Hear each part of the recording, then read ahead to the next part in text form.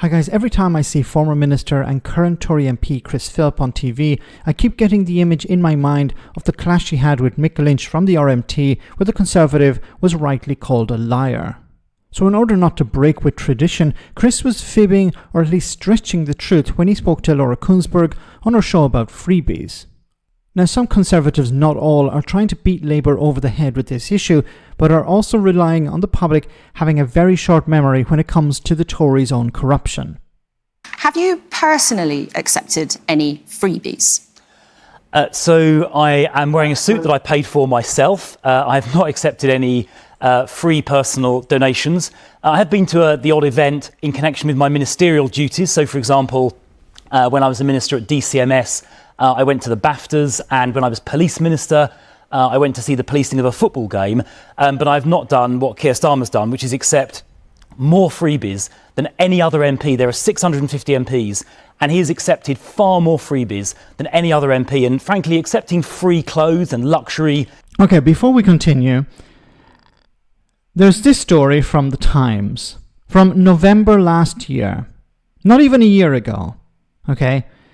Policing Minister failed to declare VIP football tickets. Chris Philp attended the match as a guest of the FA and sat in the royal box in hospitality worth more than £6,000. So the argument Labour is making is, look, everything is declared. We're receiving freebies, but we're actually declaring them.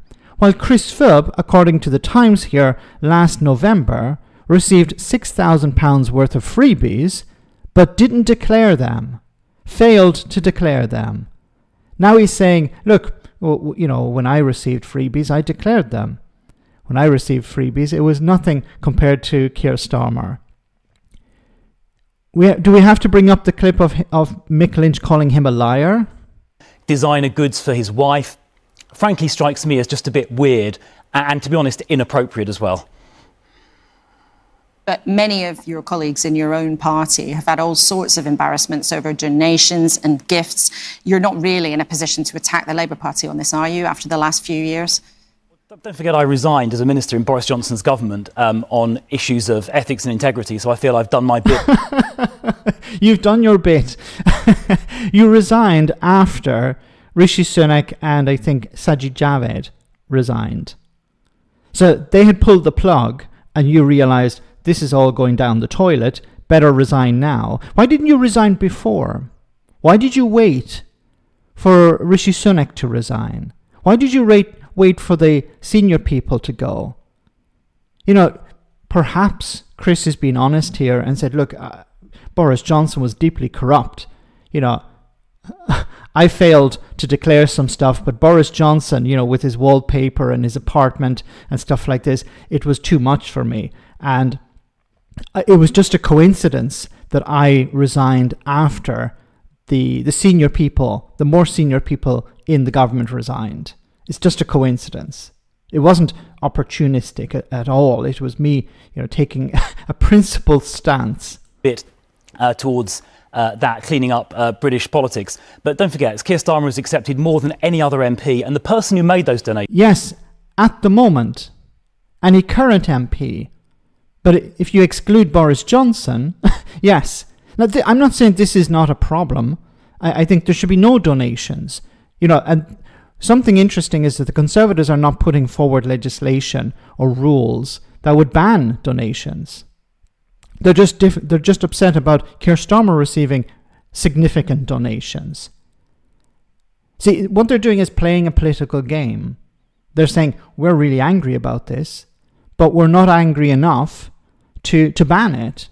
Surely you would think they would support banning donations, but they won't, because they receive a lot of donations themselves, and they're planning when, you know, their chance comes around to become the government again, they're planning on receiving lots of donations from both legitimate sources, but also illegitimate sources.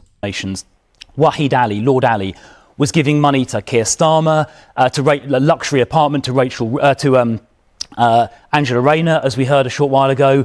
He gave money to Sue Gray's son in his re-election campaign. He's now a Labour MP. And it would appear that in exchange for that, he got a Downing Street pass He has apparently been advising on appointments, critical appointments, and we're told, press reports say... We talked to Angela Rayner about that at length, Mr Philp.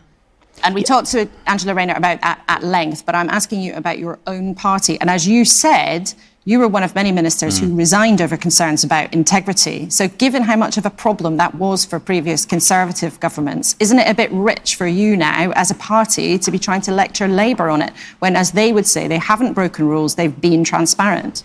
Well, as I said, I personally resigned from the government in protest at these sort of issues, so I feel that I've done my bit. But what we're seeing here is, Labour Party donors getting appointed to civil service positions. We didn't discuss that with Angela. Oh, okay, but I really wish Laura Kuenssberg had pushed back a bit on this and asked, okay, should we ban donations for all parties? Would you support that? Would you be willing to put forward a private member's bill to ban donations to political parties so that, there is no corruption on the Labour side and there's no corruption on the Conservative side? No. Unfortunately, we're not having journalists ask these questions, and we're not having MPs, no matter what party they're from, trying to defend that position. Once again, the Conservatives are not interested in dealing with corruption. They're interested in playing political games.